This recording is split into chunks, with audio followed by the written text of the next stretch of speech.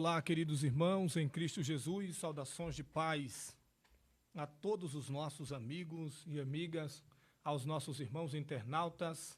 Quero louvar a Deus por sua vida. Hoje, como você pode constatar, estamos sozinhos aqui devido aos nossos convites serem enviados, mas não houve tempo suficiente para que alguns convidados viessem aqui. Por esse motivo, decidi fazer o programa desse sábado sozinho aqui com vocês. Desde já, quero agradecer de público a todos os nossos irmãos patrocinadores que patrocinam esse trabalho extraordinário.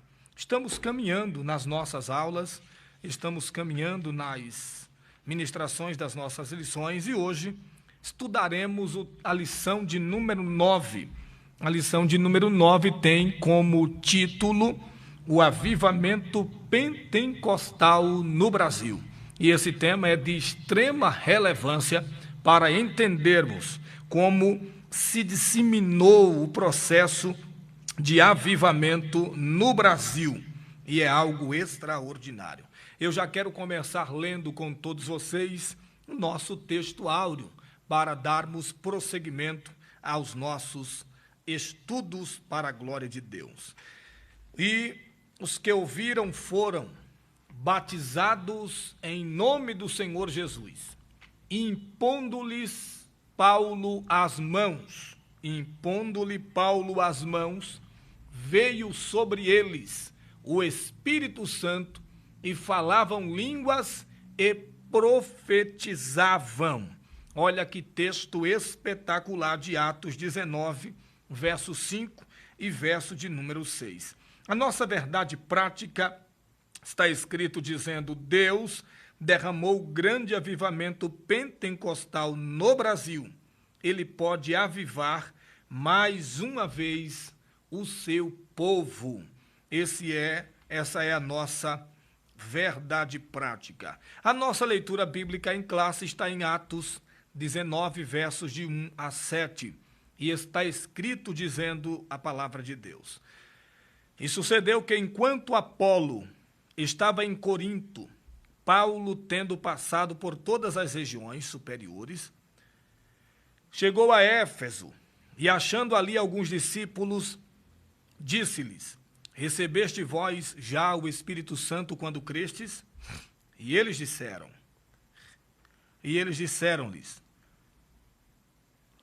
nós nem ainda ouvimos que haja o Espírito Santo. Perguntou-lhe então: em que sois batizados então? E eles disseram: no batismo de João.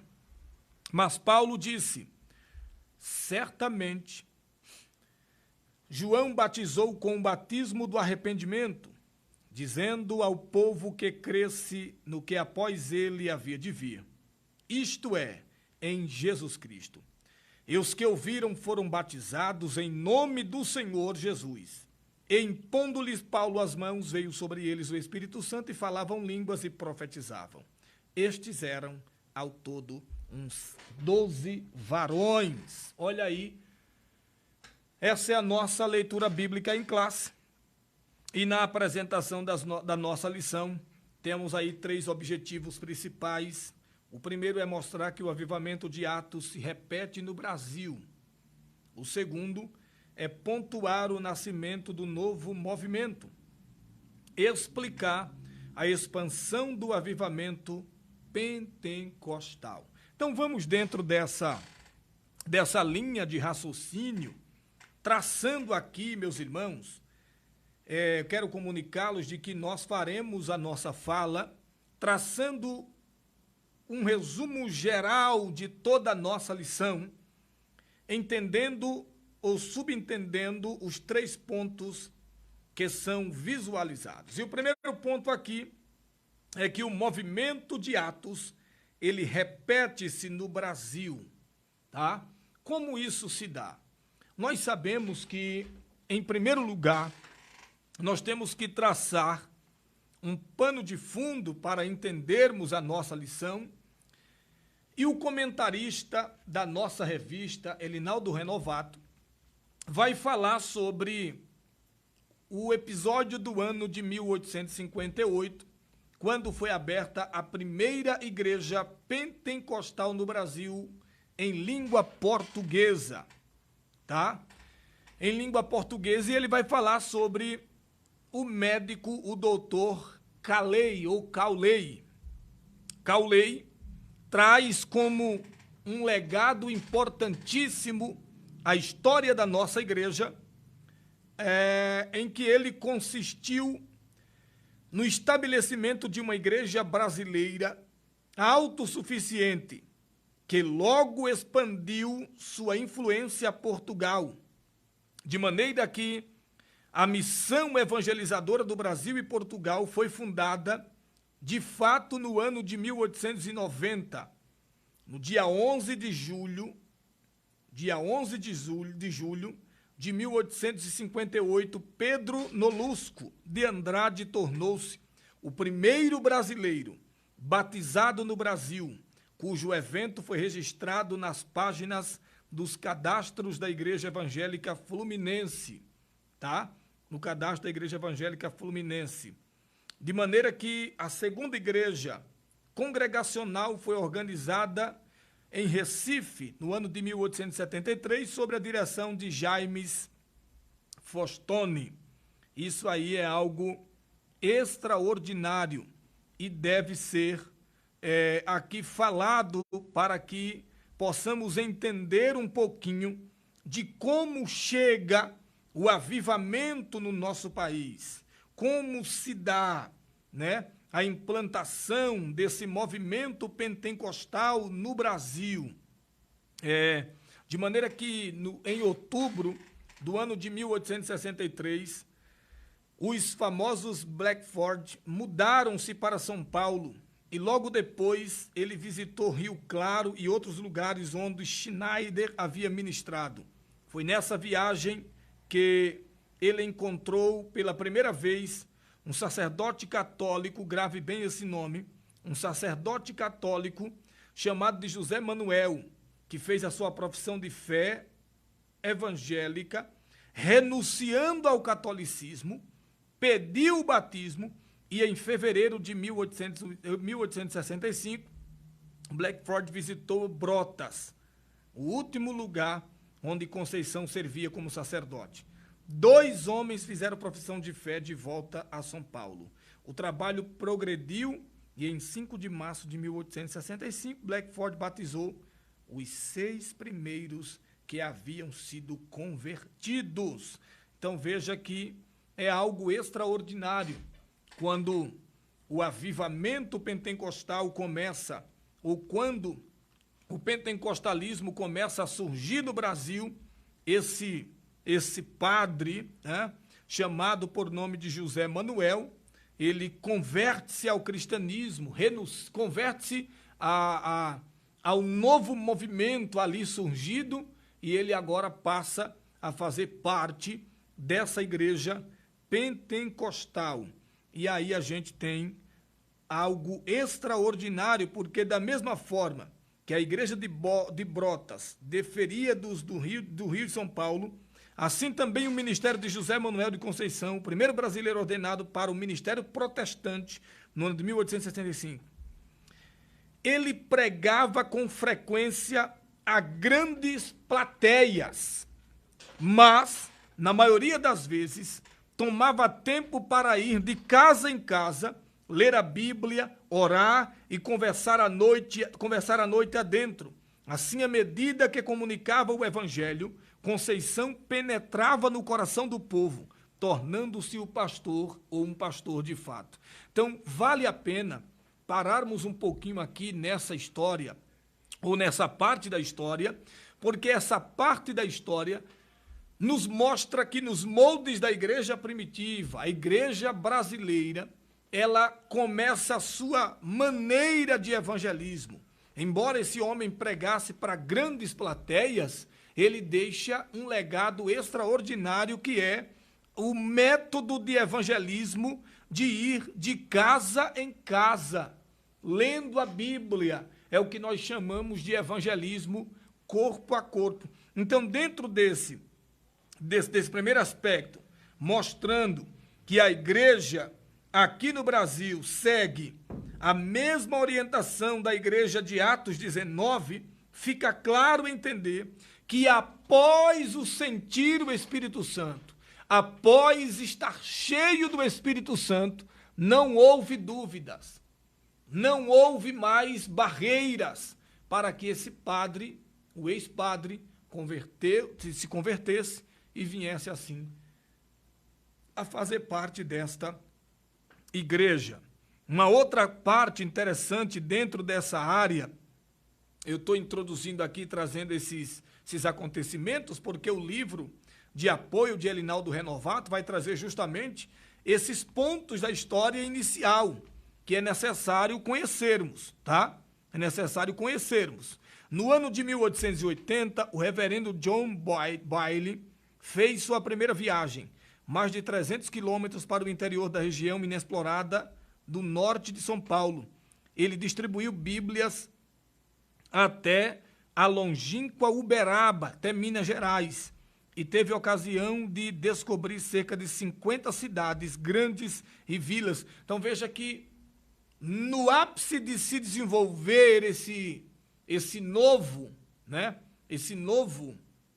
movimento que estava chegando no Brasil, a gente vê que ele se espalha de maneira extraordinária, se espalha de maneira gloriosa, irmãos, se espalha de maneira abençoada, e é algo extraordinário. Veja que o nosso primeiro tópico, ele vai trazer algo interessante. Ele diz que Pentecoste ou movimento de Atos 2 repete-se no Brasil, e ele vai traçar isso aqui. Veja que coisa interessante. Ele diz: as modalidades da mesma pergunta revelam-se um fato de acordo com o contexto do trecho de Atos 19. Os discípulos de Éfeso foram batizados em nome do Senhor Jesus, isto é, já tinham a fé salvífica, em seguida receberam o batismo do Espírito Santo. Aqui vai nos mostrar uma questão que eu tratei com o professor Danilo na aula anterior. Eu tratei com o professor Danilo na aula anterior, e também no nosso EBA desse ano, o professor Marcelo falou um pouquinho, na verdade o pastor, que é pastor aqui de Curitiba, o Wagner Gabi, tratou sobre um assunto interessante, que em Atos 2, parece-me que fica transparecido que para se receber o batismo do Espírito Santo era primeiro que o camarada se convertesse, batizasse e depois ele recebia. Só que a gente sabe que essa ordem não se segue, tendo em vista que há inúmeros relatos, e eu já vi pessoas que no ato de dobrarem o joelho para aceitar Jesus, já recebem o batismo do Espírito Santo e falam línguas estranhas. Então, isso aqui não é uma regra, tá? Deve acontecer assim, mas não é uma regra. Deus, muitas vezes, faz de forma diferente. Faz de maneira que nós ficamos perplexos, porque Deus faz na hora que quer e quando quer. Então, no tópico 2, vai falar a questão da plenitude do Espírito Santo. Como a gente já viu na lição anterior, duas experiências distintas no livro de Atos 19. A primeira, a experiência da salvação, e depois o batismo no Espírito Santo. Primeiro vem a experiência da salvação e depois vem o batismo no Espírito Santo. Então veja que o batismo no Espírito Santo, em Atos 19, a gente vê que essas duas experiências estão grifadas de maneira clara, de maneira objetiva, de maneira explícita, Os discípulos foram batizados em águas e depois receberam o Espírito Santo com a imposição de mãos. Repetindo, isso aqui não é uma regra, tá? É para se acontecer dessa maneira. Todavia, eu já vi e inúmeros outros irmãos já viram quando pessoas estão aceitando a Jesus e no ato de aceitarem Jesus, já recebem o batismo no Espírito Santo. Isso se dá, isso acontece, porque justamente é Deus quem faz da forma que quer e do jeito que quer. Esse é o nosso tópico de número 1. E aí, a gente vê que eles foram chamados por Deus. Algo semelhante aconteceu aqui no Brasil por intermédio de Daniel Berg e Gunnar Vingre. Olha aí que coisa interessante. Isso aconteceu aqui também no Brasil por intermédio de Daniel Berg e Gunnar Vingre, que vieram, né? Glória a Deus, lá da Suécia, e aí vieram e implantaram aqui o movimento ou a igreja Assembleia de Deus, tá? E aí a gente viu que eles saíram da igreja batista, os batistas já haviam se espalhado rapidamente pelo Brasil, e um homem chamado por nome de Bagby mostrou-se um missionário incansável, pois viajava a todos os lados do país, tá? Levando a poderosa palavra de Deus. Veja que quando o protestantismo vem ao Brasil, ele vem na virada do século XIX para o século XX. Na virada do século XIX para o século XX, e esse pentecostalismo vem trazendo uma mudança dramática, né, no Brasil, uma mudança drástica, uma mudança tremenda. Essa modalidade originária dos Estados Unidos, bem como no início do século, veio para a América Latina em 2 modelos distintos, no modelo sueco e no modelo italiano. O movimento da Assembleia de Deus começou no Brasil, como estamos falando aqui, no nosso tópico de número, nosso subtópico de número 3, trazido por Daniel Berg e Gunnar Vingre, que aportaram em Belém do Pará, exatamente no ano de 1910. Eles trabalhavam e ministravam, eles trabalharam na primeira igreja batista, até que o primeiro brasileiro recebeu o batismo no Espírito Santo. Quem era ela? Quem era ele, esse brasileiro? Nada mais, nada menos que Celina de Albuquerque. Em julho de 1911, a primeira igreja Assembleia de Deus foi formada em 18 de junho, com 17 membros saídos da Igreja Batista de Belém, dos 2 missionários saídos da Igreja Batista de Belém, além dos 2 missionários durante as 2 primeiras décadas, tá? A gente vê que as Assembleias de Deus vai se desenvolvendo. Agora, um ponto interessante que eu queria trazer aos irmãos é que Daniel Berg e Gunnar Vingre saem de dentro da Igreja Batista. Quero traçar aqui e dizer a vocês que eles não se rebelaram, né? Eles apenas não concordaram com o jeito daquela igreja trabalhar, e além disso, eles haviam recebido o batismo no Espírito Santo. Então não tinha como ficar naquela controvérsia, tá? Então eles aí saíram, e a gente já sabe que eles iniciam a igreja aqui no Brasil, tá? Algo extraordinário e algo maravilhoso. E é interessante que esse movimento, ele se espalhou vagarosamente pelo Brasil, porque era um movimento novo e um movimento que não era tão fácil de aceitar. Hoje já temos aí milhares de igrejas pentecostais, mas na época não era um movimento fácil de aceitar. O segundo aspecto é que esse movimento veio também, além dos suecos, veio pelo modelo italiano, ou por um italiano. O nome desse era Loris Francescon, tá? Um italiano americano, foi para São Paulo no mesmo ano que Vingre e Berg iniciaram seu ministério. Francescon foi convidado para pregar na igreja presbiteriana no Brás, em São Paulo, o que fez com muita eficácia.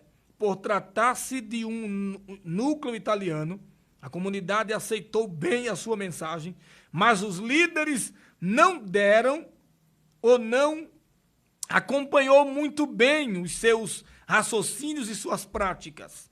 No mesmo ano, Francescone iniciou na Argentina outra obra entre os imigrantes italianos em Buenos Aires. As duas igrejas que nasceram trabalharam do trabalho de Francescone na Argentina continuam presas ao etnocentrismo e se mantiveram relativamente pequenas. Essas igrejas não prosperaram muito porque elas se achavam melhor que todas as outras.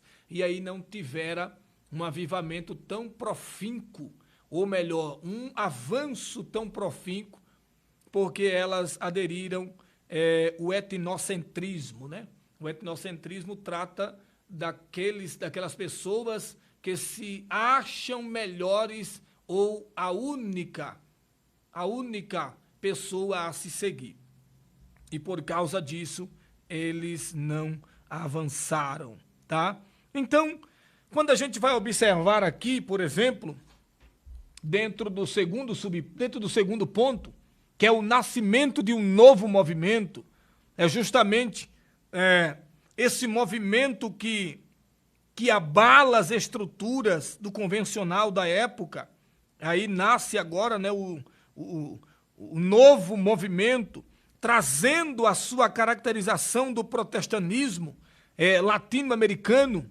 E aí a gente vê que a pregação do avivamento pentecostal, a pregação dos missionários chamou a atenção das igrejas tradicionais. Inclusive, esses foram até perseguidos, tá? Houve até perseguição por parte, no início da Igreja Católica. Muitos eram adjetivados de bode, tá? Na minha região do Nordeste, em Alagoas, as pessoas, há anos atrás, eram chamadas de bode. Eu vi várias vezes as pessoas. Já fui chamado assim na época, não sou tão novinho como aparenta ser, já 37 anos, e eu vi, alcancei um pouco dessa perseguição, não como nessa época assim, tá? Não como nessa época assim.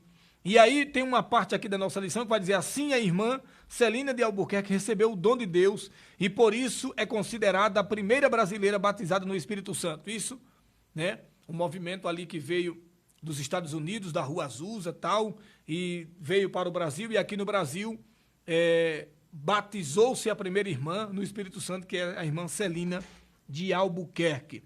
Então, o protestantismo cresce no Brasil, o movimento pentecostal cresce no Brasil, mas cresce sobre uma grande perseguição, ou sob uma grande perseguição. Os protestantes que trouxeram o evangelho à América Latina transmitiram uma forma de cristianismo ao mesmo tempo dogmática, puritana e, num certo sentido, um movimento extraordinário que tratava-se de um cristianismo que exercia uma decisão de transformar o estilo de vida. Quando eles começaram a trazer, e agora aqui eu quero falar algo extraordinário para você entender como se deu essa perseguição devido ao crescimento do cristianismo, do protestantismo, do movimento pentecostal, é que, ao contrário do que andam fazendo por aí, com o movimento pentecostal, e tem muita gente aí que não carrega mais um movimento pentecostal genuíno, aquele movimento pentecostal equilibrado, que logo no início veio trazendo a ideia de que deveria, no ato da decisão a Cristo, ser transformada a sua vida, o seu estilo de vida ser mudado, tá? Envolvia aí inúmeras implicações éticas e sociais. Embora envolvesse uma interiorização da fé, ela também resultou na criação de uma nova comunidade com múltiplos relacionamentos interpessoais. Então, logo no início, houve uma avassaladora perseguição, porque o movimento pentecostal trazia a ideia de que o ser humano, ao receber o batismo do Espírito Santo, ele era automaticamente reerguido, regenerado, transformado, mudado. Então é por isso que eu digo e reitero aqui inúmeras vezes, se for possível, que avivamento é transformação de vida, é mudança de vida, mudança em todos os aspectos.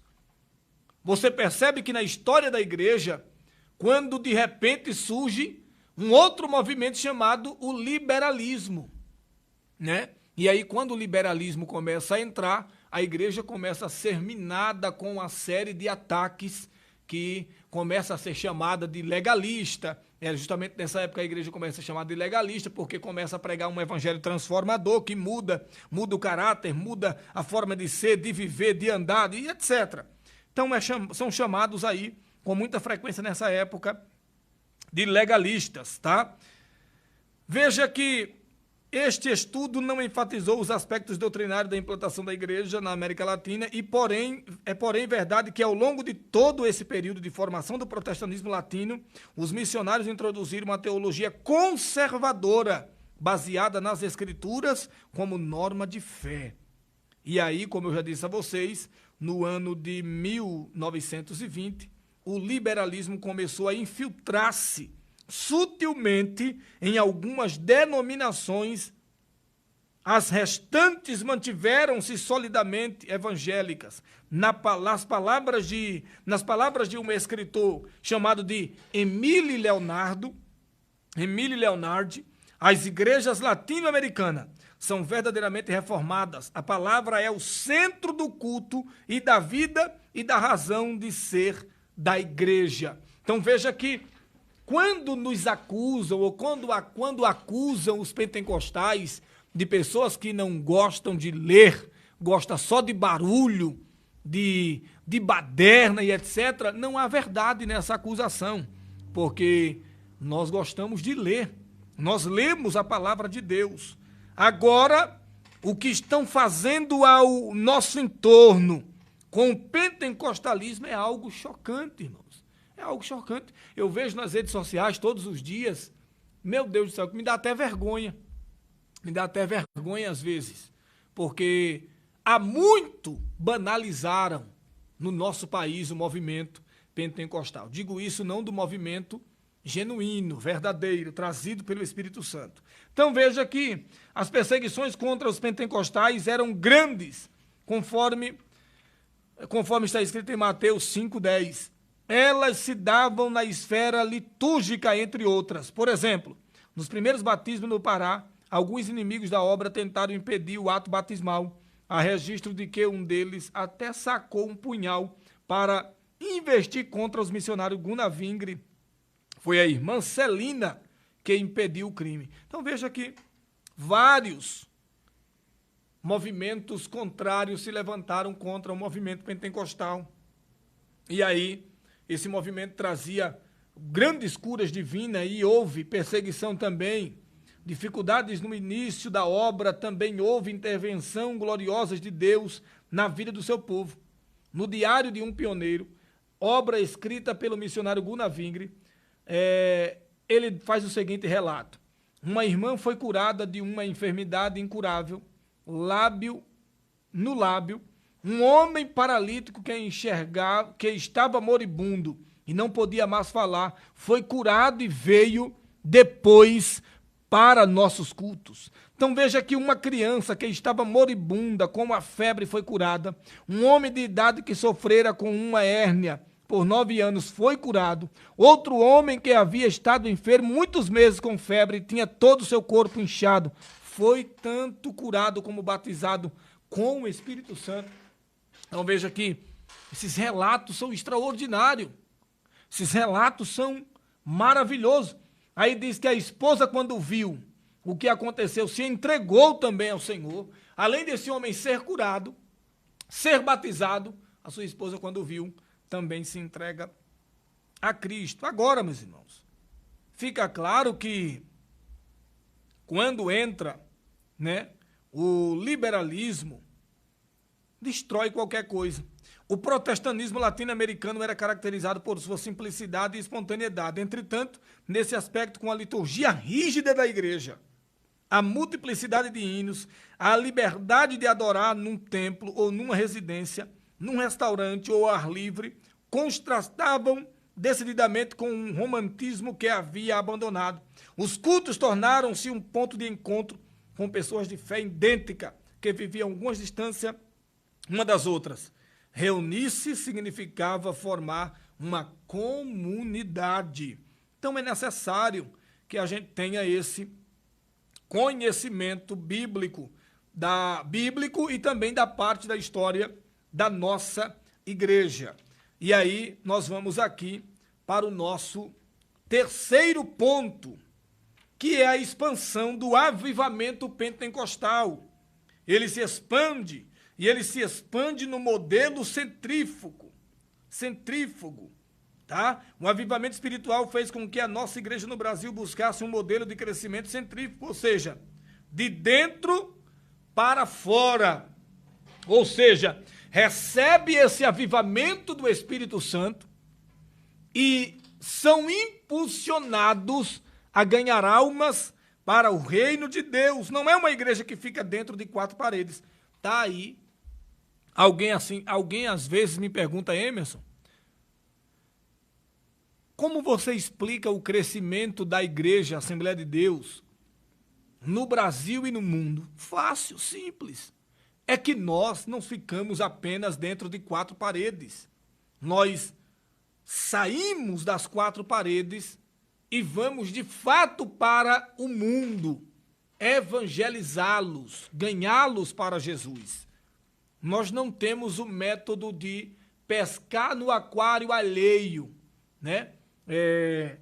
Rebelar-se com isso ou aquilo e sair para abrir uma determinada igreja e levar parte da membresia daquela determinada igreja. Nós não temos esse aspecto. Esse aspecto não parte de nós, não é de nós. Eu gosto de ensinar nesses meios digitais, porque aqui ninguém limita a minha fala. Aqui eu posso falar o que de fato os estudos me aplicam, me dizem, a Bíblia me diz. Então veja aqui, começaram cultos numa casa, num pequeno salão, num bairro, numa cidade. Os pentecostais evangelizavam pelas ruas, casas, escolas, hospitais. Mais adiante, os irmãos buscavam um local mais amplo para atender à expansão da obra. E o Senhor salvava, curava, batizava no Espírito Santo. Veja bem. Está aqui um ensinamento do modelo de evangelismo que dá certo. Ô Emerson, qual o modelo de evangelismo que dá certo? Está aqui. É o evangelismo pessoal. É o evangelismo de casa em casa. A Assembleia de Deus cresceu assim. E esse é o crescimento que a igreja tem nos moldes da igreja primitiva. Saíam de casa em casa. Eu me lembro que na cidade onde eu sou natural, na cidade onde eu nasci, né? Eu me lembro muito bem que evangelizei por muitos anos os loteamentos, né? Hélio Jatobá 1 e 2. Na verdade, primeiro loteamento Hélio Jatobá 1. Quem estiver me assistindo do Nordeste sabe do que eu estou falando, aí em Alagoas, em São Miguel dos Campos. E nós evangelizávamos todo domingo. Levávamos caixa nas costas, íamos às fazendas, aos becos, aos valados, aos lugares de extremo acesso. E a igreja cresceu espantosamente. Hoje, quem for a Alagoas, em São Miguel dos Campos, vai constatar que a igreja lá é uma igreja extraordinária, com mais de 20 congregações na cidade. Então, tudo isso se deu justamente por causa do modelo de evangelismo, de evangelizar de porta em porta, tá? De casa em casa, atraindo as pessoas a ouvirem a palavra de Deus, atraírem as pessoas a ouvir o evangelho. É isso que nós temos que fazer. Glória ao nome de Jesus. Então vamos aqui falar mais um pouquinho sobre o segundo subponto desse crescimento acentuado. Os pentecostais do Brasil não cresceram porque buscam pessoas em outras igrejas, mas creram porque as evangelizavam e as discipulavam por meio do Evangelho de Cristo. A nossa igreja, a Assembleia de Deus, ela tem um método extraordinário. Nós ganhamos as almas para Jesus, as discipulamos, depois do discipulado aquelas pessoas vão à escola bíblica e depois de irem à escola bíblica estão aptas para pregar, ensinar, e é uma bênção de Deus, porque esse é o nosso modelo, esse é o nosso modelo de crescimento, um crescimento acentuado. Segundo dados do IBGE, em 2010, os evangélicos eram constituídos de aproximadamente 42 milhões de pessoas. Desse número, a esmagadora maioria é de tradição pentecostal. Certamente, a próxima pesquisa do IBGE confirmará a tendência de alta. Então, veja que algo extraordinário, um novo movimento. Que movimento é esse? Os antigos pentecostais não consideravam como uma nova denominação, mas preferiram ser visto como um movimento de avivamento que tinha uma mensagem para o corpo de Cristo como um todo. A primeira igreja pentecostal foi fundada em Copenhague em 1912, consequentemente algumas outras igrejas locais foram fundadas. Essas igrejas independentes organizaram-se em uma associação livre, embora as igrejas dinamarquesas mantivessem laços estreitos com outros grupos pentecostais da Escandinávia, o movimento pentecostal. Então veja que aqui nós traçamos esse plano para que você entenda de forma clara e objetiva como se deu o movimento pentecostal no Brasil. É óbvio que nós não temos um tempo tão grande de aperfeiçoamento dos estudos. O nosso tempo ele é curto, inclusive hoje vou terminar um tanto mais cedo, porque nós não temos como trazer aqui tantas informações, senão pode não sobrar tempo. Hoje vai terminar um pouquinho mais cedo, mas já teve dias aqui de sábado que a gente ficou sem tempo para comentar tantas coisas que deveriam ser comentadas e não tivemos tempo hábil para isso. Mas é uma bênção de Deus e eu concluo aqui a minha fala dizendo que antes do avivamento pentecostal em solo brasileiro, o que dominava o cenário religioso era o sistema de doutrina das igrejas históricas que não admitia o batismo do Espírito Santo, com sinal e evidência de falar em novas línguas, bem como o exercício de dons espirituais. Essas manifestações espirituais fundadas na palavra de Deus são marcas do verdadeiro avivamento pentecostal no Brasil, tá? Estamos vendo aí ao longo da semana um movimento extraordinário que já durava, até onde eu vi, 140 horas em uma faculdade americana, com jovens sendo cheios do Espírito Santo.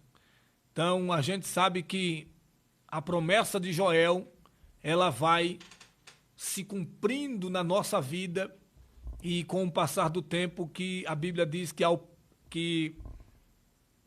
há de ser que nos últimos tempos, ou nos últimos dias, derramarei do meu espírito sobre toda carne. Então eu creio nessa promessa maravilhosa de Deus e eu creio naquilo que o Senhor tem para todas as nossas famílias. Que Deus possa abençoar a sua casa de uma maneira tremenda e poderosa. Quero já informar a todos que no próximo sábado teremos aqui mais um pastor visitante para trazer a lição poderosa da palavra de Deus. Já quero agradecer a todos os nossos amigos internautas, agradecer a todos os nossos patrocinadores que estão patrocinando esse programa abençoado que irá se aperfeiçoar ao longo do tempo, ao longo dos anos. Logo, muito em breve, nós se aperfeiçoaremos cada vez mais e cada vez mais traremos informações muito mais relevantes para que você possa desempenhar de forma poderosa o seu ministério de ensino. Já quero aqui pedir que todos compartilhem esse trabalho, divulgue esse trabalho e você que quer ser nosso patrocinador, entre em contato conosco ou com as pessoas aqui da nossa Web TV e o nome do Senhor será glorificado. Deus abençoe sua família, Deus abençoe sua casa, em o nome do Senhor Jesus, e até o próximo sábado com a ajuda de Deus. Deus os abençoe.